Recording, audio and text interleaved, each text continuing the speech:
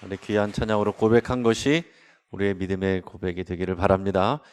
우리 같이 한번 따라하겠습니다. 온 마음 다해 주님을 사랑합니다. 온 마음 다해 주님을 더 알기를 원합니다. 온 마음 다해 주님을 섬기겠습니다. 지금 우리 단지 우리가 음악 감상이 아니라 우리의 믿음의 우리가 함께하는 고백이 되기를 바랍니다. 오늘 본문을 통해서 우리가 하나님의 나라라는 제목으로 말씀의 은혜를 같이 나누겠습니다. 자, 오늘은 무슨 날입니까? 오늘은 수요예배 드리는 날이고 또 이제 석가탄신일이어서 공휴일로 많은 분들이 또 이제 놀러 가시기도 하고 또 이제 불심 있는 분들은 절에 가시기도 했습니다. 우리 교회는 왼쪽으로는 개화사, 위쪽으로는 약사사, 절들과 함께하는 교회입니다. 그래서 우리 집 앞에도 다 연등이 얼마나 이렇게 길에 많이 이렇게 돼 있는지 몰라요. 대단합니다. 그래서 아마 사람들이 밑에서 물어보면 영신교회 어디로 갑니까? 그러면 절로 가세요. 틀린 말이 아닌 것 같아요. 절 쪽으로 가다 보면 우리 교회가 나와요. 오늘이 석가탄신일인데 석가탄신, 석가모니가 태어난 날입니다. 이게 불교의 시작, 불교가 시작되는 그 교조가 석가모니죠. 다른 호칭으로는 세존, 또 석존, 불, 열애 이런 여러 가지 10가지의 존칭들이 있고 본명은 뭡니까? 본명은 시타르타 가우타마 또는 시타르타 고타마 이렇게도 부르게 하는데 서양에서는 주로 고타마 붓다라고 그럽니다. 우리가 부처라고 하는 말은 원래가 이제 붓다라는 말이고 붓다는 깨달은 자라는 뜻입니다. 그러니까 깨달음을 얻은 자가 부처고 그분이 바로 이제 석가모니인 거죠. 역사적으로 우리가 알고 있는 것은 현재 네팔에 있었던 샤카 공화국의 왕자로 장남으로 태어났습니다. 시타르타 고타마가 장남으로 태어났는데 인간의 삶을 돌아보니까 너무나도 끊임없이 생로병사 이것이 계속 되는 이런 고통의 상황들을 보면서 이렇게 살아서는 안 되겠다 해서 29살에 출가해서 보리수 밑에서 큰 깨달음을 얻어서 깨달은 자, 붓다, 부처라가 되었다라는 얘기죠. 이후에 인도의 여러 지방을 다니면서 이제 포교하고 교육하였고 쿠시나가라라는 곳에서 80세에 생을 마치게 됩니다. 그 이후에 이제 받들어져서 이제 부처로서 불교의 교조가 되었습니다. 자, 어떤 것을 깨달았을까? 어떤 것을 깨달았을까요? 다양한 것이 있지만은 가장 근원적인 것들은 이런 것입니다. 이 세상은 무상하구나, 영원한 것이 없구나, 다 변하는구나, 이거 깨달았어요. 변한다. 나중에는 다 소멸하는구나. 그 다음에 이 세상은 다 고통이구나. 근데 이 고통이 어디서 나오나 봤더니 사람에게서 나오는구나. 내 안에서 나오는구나. 내 마음 안에서 나오는구나. 내 안에 집착에서 나오는구나. 그러니까 내 집착을 없애버리고 내 마음을 없애버리고 아예 나라는 이 존재 자체 이것을 없애야 되면 고통이 없어지고 번뇌가 없어지는구나.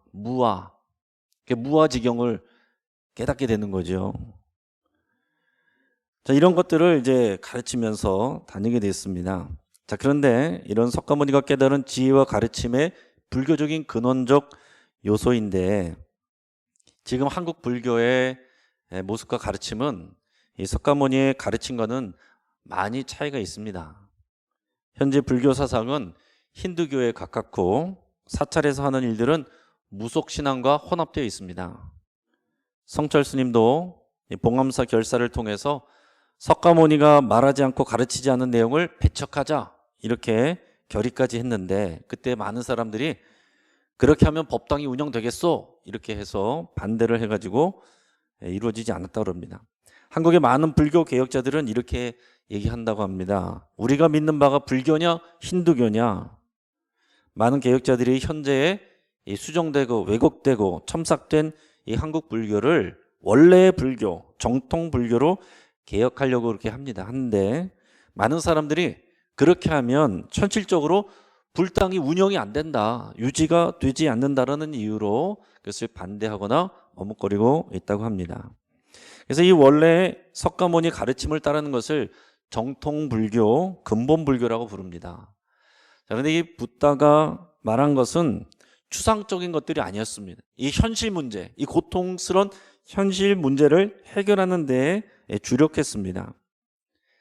그래서 석가모니는 영혼이나 윤회 이런 것들은 이것은 단지 말로 설명만 있을 뿐이지 물어도 알 수 없고 의혹만 증폭시키는 것이니 현실적으로 경험할 수 있는 영역이 아니기 때문에 말할 수 없다, 이렇게 얘기를 했습니다. 그래서 석가모니는 영혼의 존재를 인정하지 않았고 또 윤회도 부정했습니다. 자, 윤회설은 원래 이게 인도의 힌두교에서 온 것입니다. 근데 인도의 힌두교에서 온 윤회설은 원래가 뭐냐면 전생에 죄를 지으면 거기에는 카스트 제도가 있잖아요. 그 각 계급이 있어요. 지금도 나눠져 있습니다. 그 각 계급 카스트 제도에 따라서 전생에 선한 일을 많이 하면 더 높은 계급의 카스트로 태어나고 죄를 많이 지면 더 낮은 계급의 카스트로 태어난다는 거예요. 그러니까 더 고위층에 있는 카스트들은 우리가 내가 전생에 내가 이렇게 선을 행해서 이렇게 태어난 거니까 뭐 내가 받을 것만 생각하지 밑에 있는 사람들 생각하지 않아요. 저 사람들은 자기들 죄가 있어서 저런 거야. 그리고 밑에 있는 카스트들은 어떻게 생각해야 되냐면은 내가 전생에 죄가 많으니까 이렇게 태어난 거지, 이것을 불평하지 않고 불만스러워하지 않고 원망하지 않고 그냥 이것을 잘 이기고 받아들이고, 그리고 내가 이것을 내가 선한 일을 하면 다음 생에는 내가 더 좋은 더 높은 계층의 카스트로 태어날 것이다, 이렇게 가르치는 게 윤회설이었습니다. 그러다가 보니까 석가모니가 보니까 이 카스트 제도라는 것은 도대체 이 권력에 바뀔 수가 없는 거예요.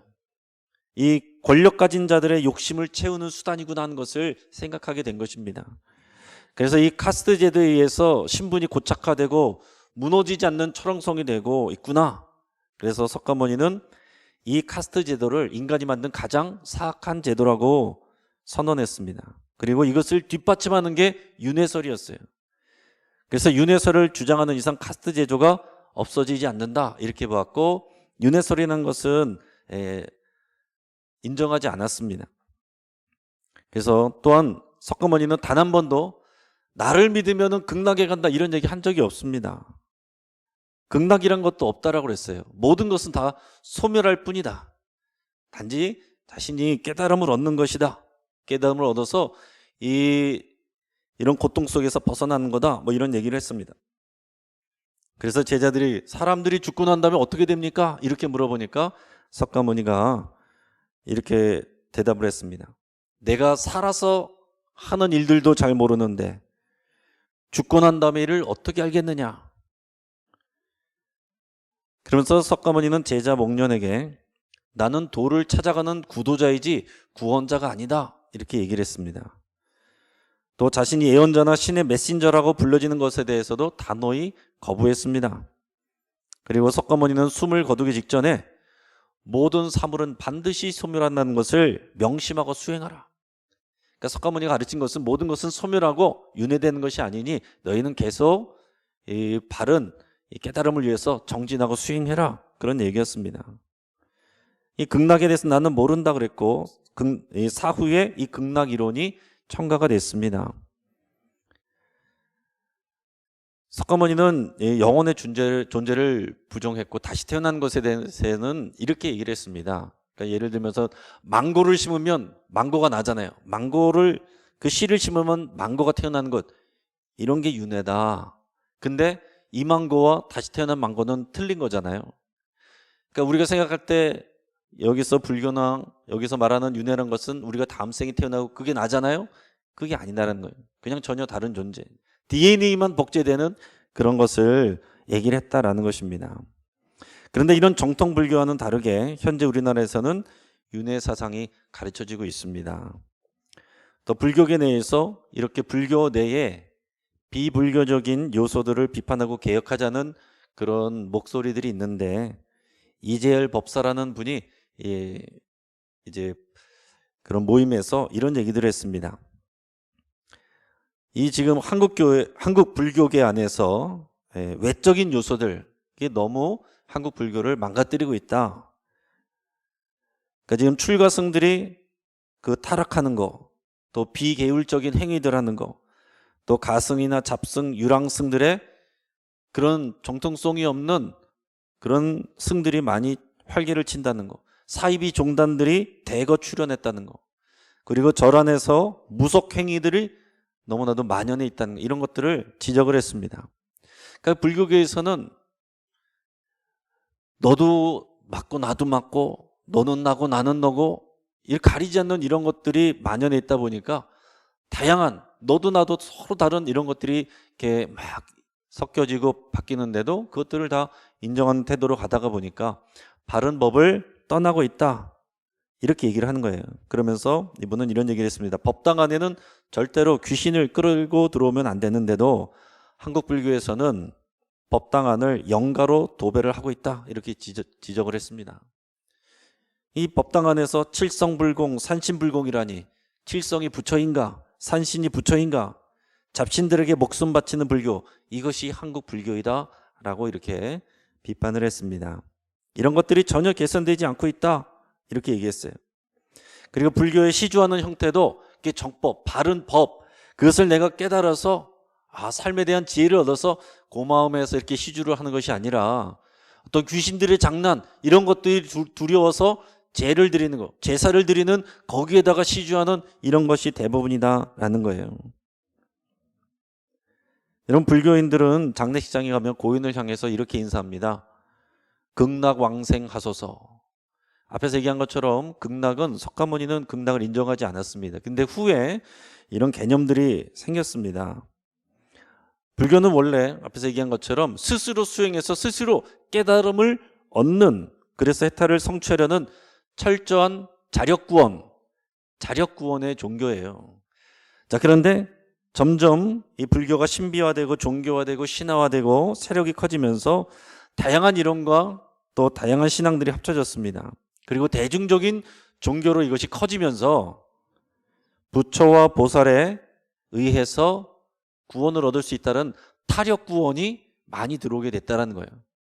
이 타력구원을 강조하는 것이 대승불교인데, 우리나라, 중국, 일본, 여기가 대승불교 쪽입니다. 그리고 이제 동남아시아 쪽은 개인이 또 이렇게 자신이 깨달음, 이런 쪽을 가는 것이 이제 소승불교인데, 이런 타력구원의 사상의 대표적인 그런 사상이 또 만들어진 것이 뭐냐면 바로 이런 극락, 정토 사상이란 것입니다.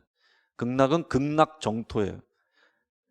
이 사람들에 의해서 얘기하면은 이 극락 정토는 서쪽으로 뭐 10만억 불국토를 가면 있다고 하는 이상향으로 얘기되고 있고, 거기에는 아미타불이 살고 있는 곳이다. 거기에는 어떤 번뇌도 괴로움도 없고 평안하고 청청한 세상이다, 이렇게 얘기를 합니다. 그래서 일반 대중들은 우리가 다 그렇게 막 스님이 되거나 들어가서 막 고행을 하거나 깨달음을 얻기 위해서 다 그렇게 못하잖아요. 다들 자기들 삶을 살잖아요.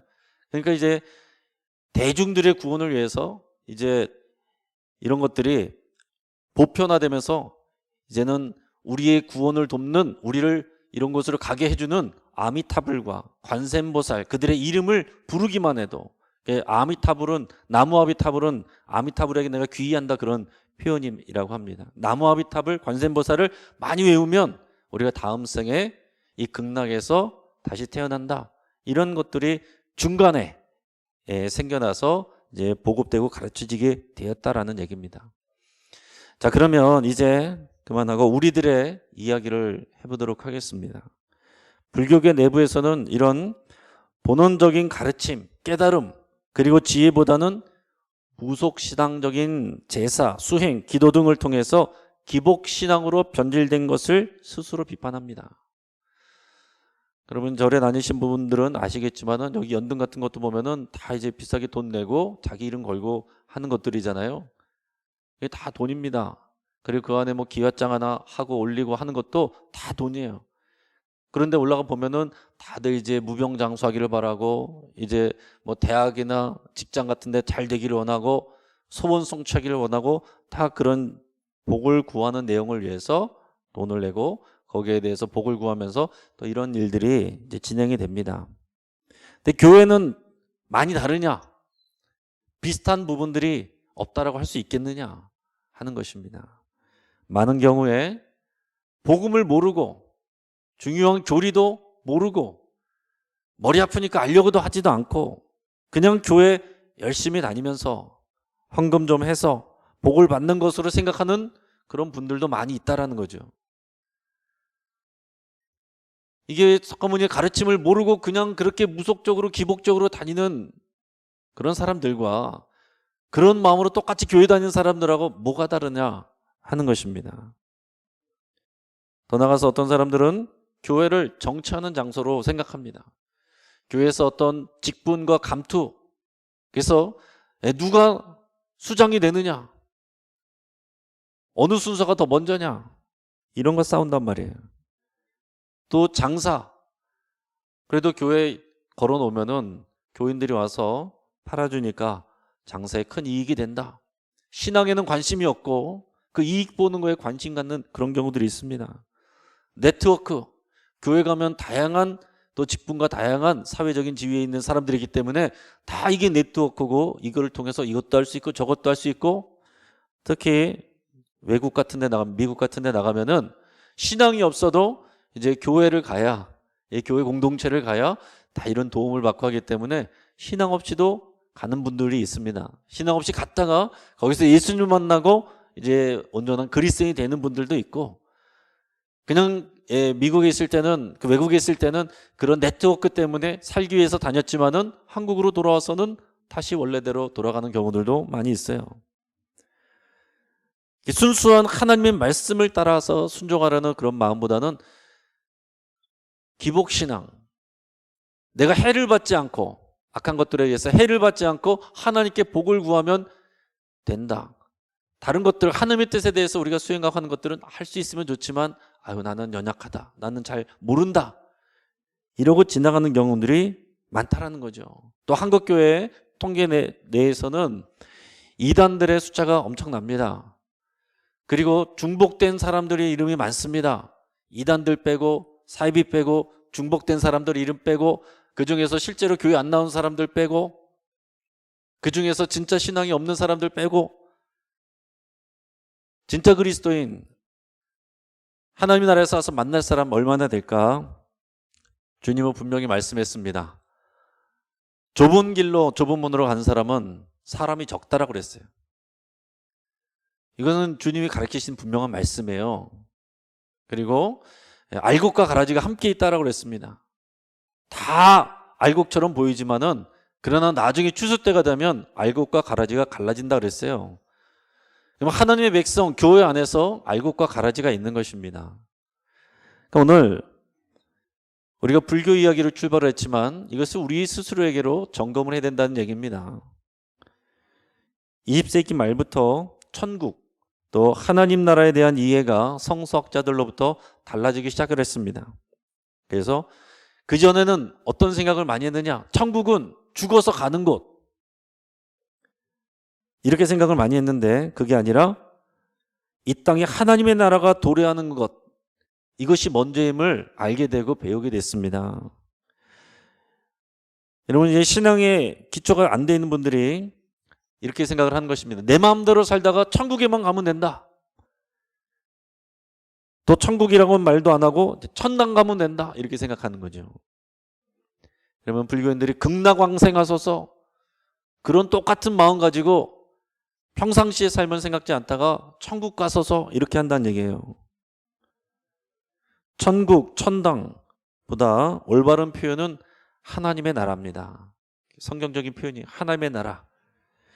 천당이란 말은 성경에 없습니다. 천당이란 말은 나중에 사람들이 만들어낸 말이고, 천국이라는 말은 마태복음에만 나옵니다. 성경 전체에서 딱 마태복음에만 나와요, 천국이라는 말은. 그런데 마태복음은 유대인들을 위해서 쓰여진 복음서였고, 유대인들은 하나님이라는 말조차, 글로 쓰는 것조차 이것은 불경하다 이렇게 생각을 했어요. 하나님의 나라라고 쓰려면 하나님이라는 이 글을 써야 되잖아요.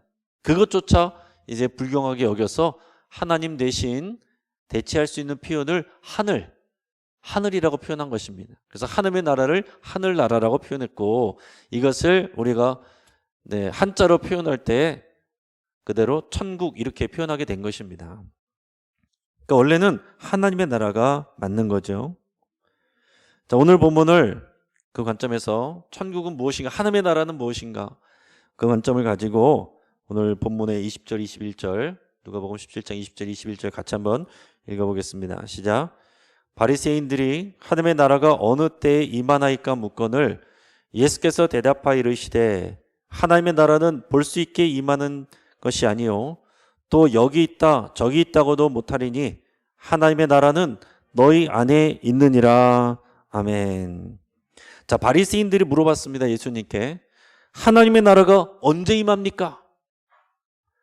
그러니까 바리새인들도 죽어서 가는 천국, 이게 아니라 하나님의 나라가 임한다라는 것을 알고 있어요. 이 구약 성경에 하나님의 약속이 하나님의 나라가 임한다라는 것을, 하나님의 때에, 여호와의 때에 하나님의 나라가 임한다라는 것을 말씀하고 있기 때문에 바리새인들도 이걸 알고 있습니다. 그러면서 예수님에게 물어봤어요. 그 당시 바리새인들을 비롯한 유대인들이 다 이것을 궁금해하고 있었습니다. 도대체 우리가 이렇게 고통받고 있는데 하나님의 나라, 하나님의 왕국은 언제 올 것인가? 그들이 생각할 때 하나님의 나라는 다윗처럼 이런 왕이 태어나서 이 땅 가운데 그런 왕국을 이루는 것으로 생각을 했습니다. 다윗 왕국처럼 그런 왕국을 이룰 것을 생각을 했어요. 그래서 로마 정부를 다 쫓아내고 이런 다윗 같은 왕이 그 후손 중에서 나와서 이 왕국을 세울 거다, 이 생각을 했다는 얘기예요. 그래서 예수님에게 물어봤습니다. 하나님의 나라가 언제 옵니까? 언제 임합니까? 이렇게 물어봤어요. 그런데 예수님께서 기대와는 다른 대답을 하셨습니다. 공간적인 개념이 아니란 것을 말씀하셨어요. 하나님의 나라는 여기 있다, 또 저기 있다, 이렇게 말할 수가 없는 것이다. 볼 수 있게 임하는 것이 아니다, 이렇게 얘기했습니다. 그러면서 그 다음에는 뭐라고 얘기했습니까? 너희 안에 있다, 이렇게 얘기했습니다. 너희 안에 있다. 이 말씀을 많은 그리스도인들이 오해를 하고 있습니다. 하나님의 나라는, 천국은 너희 안에 있다. 그러니까 이것을 천국은 우리 마음 안에 있다. 천국은 공간적으로 어디를 가는 게 아니라 우리 마음에 천국이 임하는 것이다. 하나님의 평강이 임하면 여기가 천국이다. 내 마음이 천국이 되는 거다. 이건 불교적인 사상이에요. 이건 성경적인 그런 사상이 아니라 내 마음의 평화를 이루는, 내 마음의 청정한 것을 이루는, 이것은 불교적인 그런 개념이지 예수님이 그 말씀을 하신 게 아닙니다. 자, 그러면 천국이, 바리새인들이 물어봤는데 천국이 너희 안에 있다. 그러면 바리새인들 마음 안에 천국이 있는 것입니까? 그게 아닌 거죠. 자, 이 너희 안에 있다라고 했을 때 안에라는 말을 그 영어 성경으로 몇 군데를 보면 어떤 데는 in이라고 돼 있는 데도 있지만은 이것을 정확하게 번역한 데는 within 또는 among 이렇게 돼 있습니다. 그러니까 무슨 얘기냐면은 이 말은 너희들 가운데 있다, 너희들 중에 있다, 이런 표현이에요. 바리새인들에게 얘기하고 계신 겁니다. 바리새인들이, 너희들이 지금 물어보고 있는데 하나님 나라가 저기 임합니까, 여기 임합니까? 이게 아니라 너희들 중에 있다, 너희들 가운데에 이미 있다. 거기에 뭐가 있습니까? 거기에 뭐가 있어요? 바리새인들 중간에 뭐가 있습니까? 예수님이 있는 거예요. 예수님이 있는 것입니다. 예수님은 그것을 말씀한 거예요. 예수님이 있는 것, 예수님이 곧 하나님의 나라이고 하나님의 나라를 가져오신 분이라는 것을 말씀하고 있는 것입니다.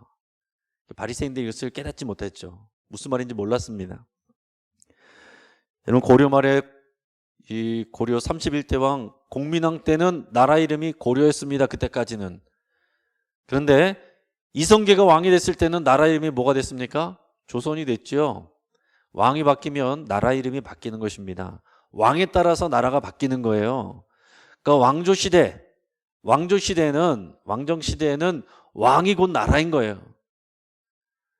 그러니까 예수님은 이 땅 가운데 진짜 왕으로 오셨다라고 그랬어요. 하나님이 우리의 왕이신데 이 땅 가운데 보여지는 왕으로 예수님이 오신 거예요. 그래서 사람들은 다윗왕과 같은 왕을 생각했어요. 세속적인 왕을 생각했는데 하나님은 이 유대인들만 다스리는 유대인의 왕이 아니라 온 인류를 다스리는 진짜 왕으로 예수님이 오셨다는 거예요. 그래서 이 왕이 오셨기 때문에 그분의 나라가 같이 온 거다라는 것을 표현하고 있는 것입니다. 자, 예수님이 그 안에 계시니까 예수님의 나라가 왔다라고 표현할 수가 있는 것입니다. 우리가 그것을 깨달아야 된다는 거예요. 예수님이 이 땅에 진정한 왕으로 오셨고 예수님이 왕이시면 예수님의 나라, 그 나라가 하나님의 나라고 그 나라가 같이 왔다라는 거예요. 예수님이 언제 오셨어요? 2000년 전에 오셨잖아요. 이 땅에 실제적으로 역사적으로 2000년 전에 오셨잖아요. 하나님의 나라가, 구약에 약속된 하나님의 나라가 2000년 전에, 우리가 이제 2021년이니까 2021년 전에 이 땅 가운데 임한 것입니다. 물론 마지막 때에 이제 종말의 때가 되면 하나님의 나라가 완성된 나라가 오는 거죠. 임하는 거죠. 그러나 이미 시작되었다.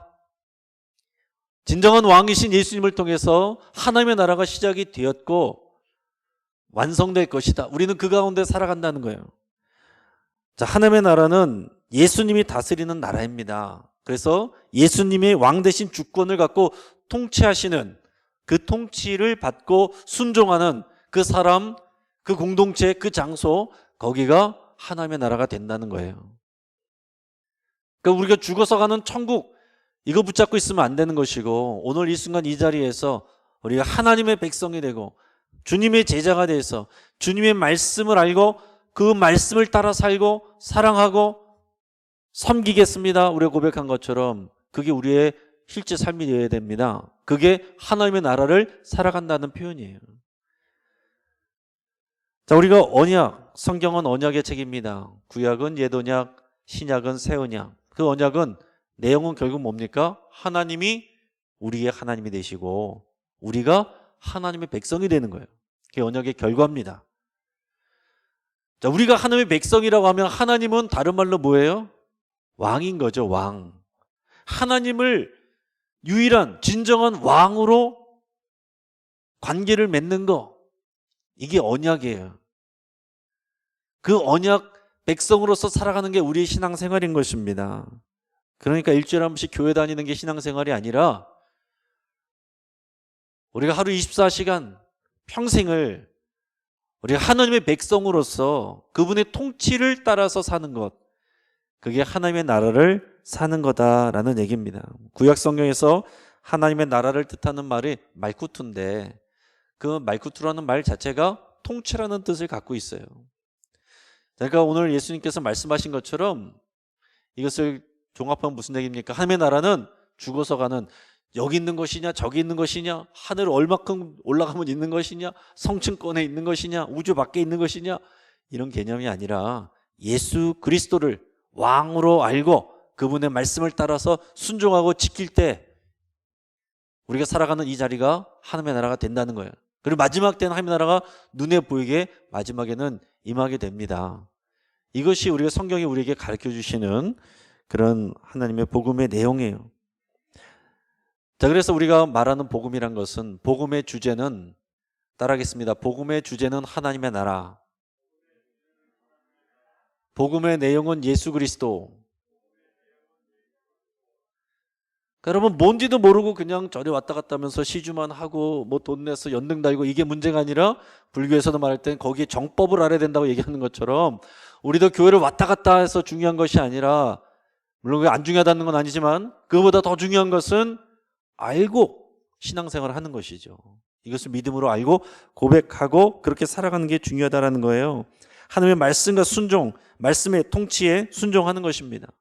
그래서 오늘 우리가 묵상 말씀처럼 예수님은 뭐라고 말씀하셨어요? 제자들에게 세상 모든 민족들을 너희의 제자로 삼아서 아버지와 아들과 성령의 이름으로 세례를 주고, 자, 세례를 주고 내가 너에게 분부한 모든 것을 가르쳐 지키게 하라 그랬어요.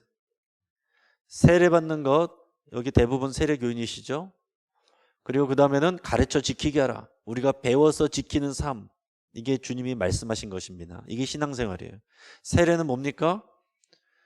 우리가 이전의 삶은 죽고 이제 하나님의 백성으로서 살아간다는 것을 나타내고 이것을 확증받는 게 세례예요.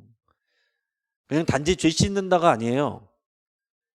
물 아래서 우리가 죽고 그리고 물 밖으로 나올 때 다시 사는 것입니다.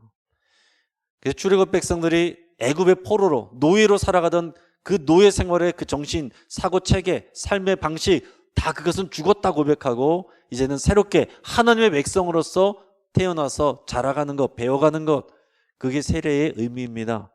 세례를 받고 나서 예전과 달라진 것이 없다. 그러면 세례의 의미를 제대로 모른 거예요. 그렇게 될 수가 없는 것입니다. 이전에 나는 죽었다.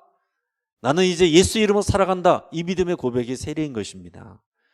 그 다음에는 뭐라 그랬어요? 이제 받았으니까 나는 죽어서 천국만 가면 된다가 아니라 예수님이 말씀하신 분부하신 모든 것을 배우고 지키는 것, 이게 우리의 신앙생활이다라는 얘기죠. 자, 이제 말씀을 정리하겠습니다. 여러분, 예수 믿고 천당 가자, 천국 가자, 이것은 복음의 본질이 아닙니다. 우리가 신앙생활 한다는 것은 주인이 바뀌는 거예요. 우리의 왕이 바뀌는 것입니다. 우리가 예수님을 왕으로 섬기기 전에는, 모셔드리고 왕으로 섬기기 전에는 나 스스로가 주인이었고 왕이었고, 나 스스로가 왕이 된 사람은 사실은 세상을 섬깁니다. 세상이 나의 왕이에요. 세상의 재물과 권력이 나의 왕입니다. 근데 그 뒤에는 뭐가 있느냐? 공중권세 잡은 자 사탄이 있는 것입니다. 그러니까 하나님을, 예수님을 나의 왕으로 섬기지 아니하면 그 중심에는 내가 있고 그 뒤에는 세상이 있고 그 뒤에는 공중권세 잡은 자 사탄이 있다라는 거예요. 그러니까 우리 신앙생활이라는 것은 이제 왕권을 주님께로 드리는 것입니다. 주님께로 드리는 것. 신분이 바뀌고 주권이 바뀌는 거예요. 이게 우리의 신앙생활입니다. 그래서 죽어서 천국 가는 것, 이게 뿐만이 아니라 살아서 우리가 주님의 제자로 그리고 하나님의 백성으로 배워가면서 살아가는 것, 그 통치 순종하면서 살아갈 때 하나님의 나라가 이 땅에 임하고 그 이 땅에 하나님의 나라가 임하도록 세워가도록 우리가 그 일을 하는 것이 우리 신앙생활입니다. 그러니까 신앙생활은 교회에서 하는 것은 아주 시작이고 기본적인 것이고요. 신앙생활은 교회 밖에서 하는 것이 진짜 신앙생활이에요. 여러분들의 가정에서, 여러분들의 직장에서 그때의 주님의 말씀과 뜻과 가치관을 따라서 순종하고 그 통치에 따라가는 것, 그게 진짜 신앙생활이다라는 거죠. 근데 세상은 이것을 부인합니다. 그래서 부딪힐 수밖에 없습니다. 여러분, 오늘은 석가탄신일인데 석가모니는 내가 구원자라고 말하지 않았습니다. 나는 구도자지 구원자가 아니다. 그러나 예수님은 내가 곧 길이요 진리요 생명이니 나로 말미암지 않고는 아버지께로 올 자가 없느니라 그랬습니다. 여러분, 석가모니는 모든 것은 무상하다, 모든 것은 변하다, 모든 것은 본질적이지 않다, 이런 것을 얘기했습니다. 성경도 얘기합니다. 우리 인생은 풀이요 또 들의 꽃과 같으나 하나님의 말씀은 영원히 서리라. 영원한 것이 있어요. 그 영원한 것을 붙잡으라는 것이 하나님의 말씀입니다. 무와 나를 버리라, 집착을 버려라. 우리도 같은 얘기 있습니다. 탐심은 우상 숭배니라. 그러나 그것이 돼서 되는 것이 아니고 우리는 뭘 얘기하는 거냐면 나의 모든 정과 욕심, 나의 모든 죄성, 십자가에서 나는 이미 함께 죽었습니다. 이걸 믿음으로 고백하고 나는 세례받은 세례교인으로서 하나님의 백성으로서 이제 주의 말씀에 순종하면서 살아갑니다. 이게 우리의 신앙의 고백인 것입니다. 오늘 이 석가탄신일에 정말 우리를 향한 하나님의 분명한 이 신앙, 하나님의 나라를 이해하고 우리 하나님의 백성으로 살아가시는, 또 하나님의 나라를 세워가시는 저 여러분 되기를 주의 이름으로 축복합니다. 같이 한번 기도하겠습니다. 여러분, 지금 기도할 때 내가 하나님 나라의 백성이고 내가 예수님의 제자고, 그래서 내가 신앙생활은 교회 다니는 것으로 하는 것이 아니라 교회 밖에서 정말로 우리의 신앙생활이 시작된다는 것을 우리가 믿음으로 고백하며 하나님의 백성으로 주님의 통치에 순종하며 살겠습니다. 하나님이 기뻐하시는 일을 위해서 우리의 생명을 다하겠습니다. 먼저 그의 나라와 그의 의를 구하겠습니다. 여러분 이렇게 결단하면서 함께 이 시간 기도하겠습니다. 할렐루야. 하나님 아버지 감사를 드립니다. 오늘 이 시간 우리 말씀을 듣고 우리 결단하며 주님 앞에 나갑니다. 믿음 안에서 이기고 승리하게 하여 주시옵소서. 주여 하나님 아버지 우리를 붙들어 주시 지켜주시는 우리 하나님께서 하나님 정말 이 시기에 정말 진정한 진리가 무엇인지 하나님 아버지 우리에게 생명이 무엇인지 알게 하시고 하나님 아버지 죽어서 가는 천국뿐만이 아니라 이 땅 안에서 하나님의 나라의 백성으로서 우리가 주님의 통치에 순종하며 살아가는 아버지여 우리가 가는 백성으로 살아가게 하시며 주의 제자가 되게 하시고 하나님의 나라를 세워가며 또 모든 족속으로 제자를 삼아 주님께서 가르쳐 분부한 모든 것을 가르쳐 지키게 하는 아버지의 그런 귀한 제자의 사명 또 하나님 나라를 확장해가는 그 사명을 감당할 수 있도록 인도주시옵소서. 내가 하는 모든 일들 가운데 하나님의 뜻이 이루어지게 하시고 하나님의 뜻을 우리가 순종하게 하여 주옵소서. 하나님 우리가 죽어서 가는 천국 그것만 바라보는 것이 아니라 이 땅 가운데서 하나님의 백성으로서 이미 시작된 하나님의 나라를 사랑하는 우리가 되게 하여 주시옵소서. 우리가 진정한 왕 되신 예수 그리스도를 그 말씀을 우리가 더 알아가게 하시고 순종하게 하시고 그 통치에 아버지에 우리가 순종하여서 우리의 가정이 우리 직장이 우리의 교회 공동체가 하나님의 나라가 되게 하여 주시옵소서. 모르고 열심히 하는 것이 아니라 우리가 무엇을 믿고 무엇을 알고 사는지를 분명하게 알고 더 알아가기를 원하고 그래서 온 마음 다해서 주님을 예배하고 사랑하고 섬기는 우리의 삶이 되게 하여 주시옵소서. 감사하고 예수 그리스도의 이름으로 기도합니다. 아멘.